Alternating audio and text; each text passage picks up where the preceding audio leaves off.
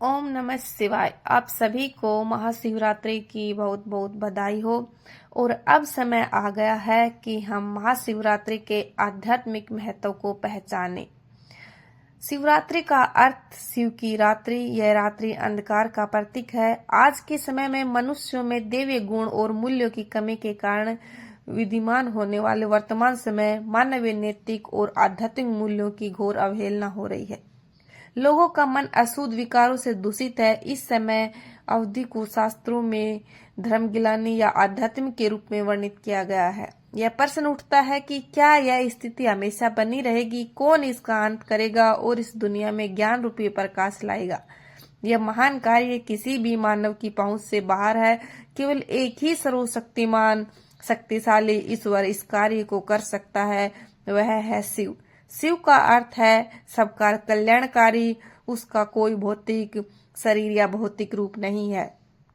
वह दिव्य प्रकाश और शक्तियों का एक बिंदु है। उनका रूप सूक्ष्म से भी सूक्ष्म है। हम उन्हें भौतिक नेत्रों से नहीं देख सकते। परमात्मा शिव इस मानव संसार के कल्प वृक्ष के निर्माता व चैतन्य बीज हैं। ज्योतिर्लिंगम या शिवलिंग सब भगवान के प्रकाश स्वरूप का प्रतीक है। उन्हें अलग अलग धर्मों में अलग अलग नामों से पुकारा जाता है। शिवरात्रि का दिव्य संदेश यह है कि परमात्मा भगवान शिव एक बार फिर अंधेरे की एक लंबी रात्रि में अवतरित हुए हैं। वह इस धरती से दुख और अशांति को मिटाने आए। प्रत्येक मनुष्य के प्रेम पूर्वक उन्हें याद करने से ही उन्हें शांति और सुख की प्राप्ति कर सकते हैं। इस प्रक्रिया को राजयोग कहा जाता है। उपवास में उप का अर्थ है निकट, वास का अर्थ है साथ रहना। उपवास का अर्थ है मन और बुद्धि के माध्यम से भगवान के साथ रहना। मन में परमात्मा की याद में यह स्थायी शांति की खोज करने देना। भोजन से परहेज भी त्याग का प्रतीक है। सूक्ष्म आत्मा को पवित्र बनाने के लिए हर प्रकार की अपवित्रता को त्यागने का संकल्प करना। जागरण का अर्थ है अज्ञान की निद्रा से जागना, जागृत रहना, जिसमें कोई बुराई हमारे भीतर प्रवेश न करे।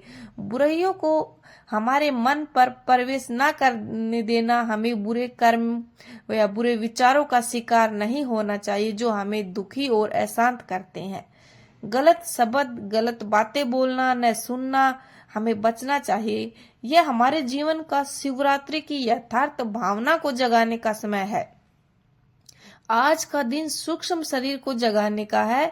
आध्यात्मिक लोगों के लिए महाशिवरात्रि का दिन अपने ज्ञान को बढ़ाने का समय है। आप सभी को महाशिवरात्रि के दिन अपने आप को इतना पॉजिटिव रखना है कि आपको एक अंदर से सूक्ष्म आध्यात्मिक ज्ञान आपका बढ़े और महसूस हो। एक वर्ष में 12 या 13 शिवरात्रियां होती है, लेकिन फरवरी या मार्च के माघ मास में आने वाली जो शिवरात्रि होती है उसे महाशिवरात्रि कहते हैं।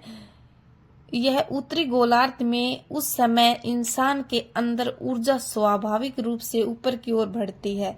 हर एक जो जीव होता है उसकी ऊर्जा ऊपर की ओर बढ़ती हुई है।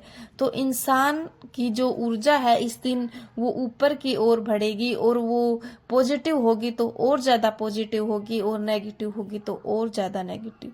तो हमें इस दिन अपने आप को इतना पॉजिटिव और ऊर्जावान रखना है कि हम अपने आप को अंदर से हील कर सकें, अपने आध्यात्मिक जर्नी को और अच्छा कर सकते हैं। इस तरह ऊपर उठती हुई ऊर्जा का केवल वही प्राणी उपयोग कर सकता है जिसकी मतलब रीढ़ की हड्डी सीधी हो। तो इस पृथ्वी पर मानव की ही रीढ़ की हड्डी सीधी है। तो ये सौभाग्यशाली दिन है और हम भी सौभाग्यशाली हैं कि हम मतलब इन चीजों का अनुभव कर सकते हैं। जिस रीढ़ की हड्डी विकसित होकर सीधी हुई है वो मस्तिष्क का विकास उसी तरह हुआ है। जब रीढ़ की हड्डी सीधी होगी तो मस्तिष्क में आपकी जो भावनाएं हैं वो ज्यादा आती है और आपका मानसिक विकास ज्यादा होता है। तो महाशिवरात्रि के दिन रात को जागकर उस ऊर्जा को ऊपर की ओर बढ़ती है। तो रीढ़ की हड्डी सीधी रखने से जबरदस्त लाभ होता है।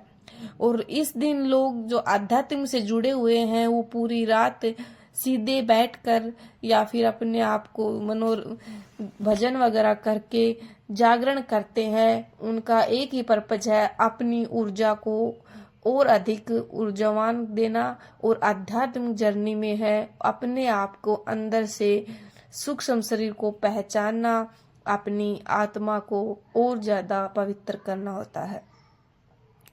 ये उनके लिए खास लाभदायक हैं जो योगी हैं या फिर महत्वाकांक्षी हैं, जो कि किसी आध्यात्मिक जर्नी में हैं और चीजों को खोजने में लगे हैं। तो उनका ज्ञान इसी दिन शिव जी को भी ज्ञान हुआ था। ये अमावस्या से एक दिन की पहले की रात है जो बहुत अंधकार थी, और इस अंधकार भरी रात में शिव जी का प्रकाश तीसरा नेत्र खुला। शिव अपने भीतर सभी हलचलों से परे चले गए थे इसी रात में, और वो पूरी तरह से स्थिर हो गए थे। इसी दिन उनकी तीसरी आंख खुली और उनको बोध हुआ। बोध का वो आयाम जो भौतिक से परे, उसे तीसरी आंख कहते हैं। तो ये वो है जो आपकी तीसरी आंख खोलने, आपके भीतर बोध के गहरे आयाम को उजागर करने की यात्रा को सहज बनाता है। महादेव को सभी रूपों में पाया गया है। वो सत्य भी है, असत्य भी है, वो एक देवता भी हैं, एक प्रकांड रूप भी धारण कर लेते हैं। तो महादेव को सभी रूपों में, इस ब्रह्मांड के सभी अंशों में शिव जी का अंश है। अगर आप शिव जी के सभी अस्तित्व स्वीकार करते हैं तो आप इस जीवन से परे हो चुके हैं, आपको बोध हो चुका है और आप एक आध्यात्मिक जर्नी में आगे बढ़ चुके हैं। आई होप वीडियो की जानकारी अच्छी लगी है। आप भी अपने जीवन में शिव जी के कुछ आध्यात्मिक जर्नी को देखिए और अपने आप को विकसित करिए, अपने आप को पहचानिए। इस दुनिया में आने के आपके पर्पज क्या है उनको देखिए। और आज है महाशिवरात्रि, जो कि साल का बहुत ही एक डिवाइन नाइट होगी, और आप इसमें उपवास भी रख सकते हैं, अपनी एनर्जी को महसूस कर सकते हैं, हाई लेवल तक ले जा सकते हैं। और आप सभी को, आपके परिवार को ये हेल्थ से रिलेटेड एक नाइट साबित हो सकते हैं। जितना आप इसमें पॉजिटिव अपनी चाहे मैनिफेस्ट जर्नी हो, कुछ भी हो, आप शुरू कर सकते हैं आज से। और महाशिवरात्रि पर भगवान का जितना आप धन्यवाद कर सकते हो करना है, और अपने आप को अंदर से जगाना है। आप सभी को महाशिवरात्रि की बहुत बहुत शुभकामनाएं। आपकी लाइफ में खुशियां आए, आपके थॉट्स चेंज हो, आप एक कामयाब इंसान हो। ओम नमः शिवाय। जय भोलेनाथ।